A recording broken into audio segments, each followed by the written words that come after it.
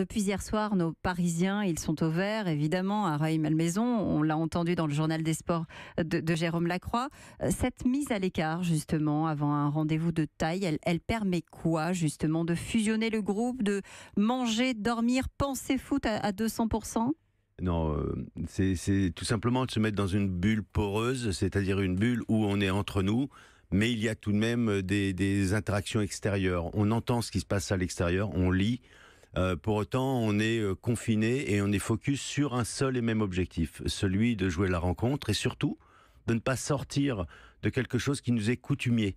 On doit dépenser un minimum d'énergie avec les éléments extérieurs. Mais c'est dans chaque événement qui puisse exister dans la vie, il faut se concentrer normalement sur ce que l'on sait faire. Vous dites normalement, c'est-à-dire qu'il n'y a pas de différence entre un match comme celui de ce soir et un match de championnat de Ligue 1?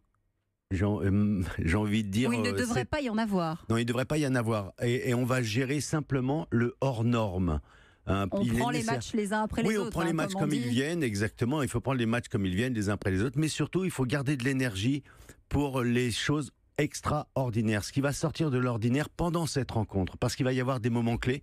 Il va falloir les gérer le mieux possible. Et pour cette raison, il faut être lucide, concentré et avoir le maximum de ressources à cet instant-là.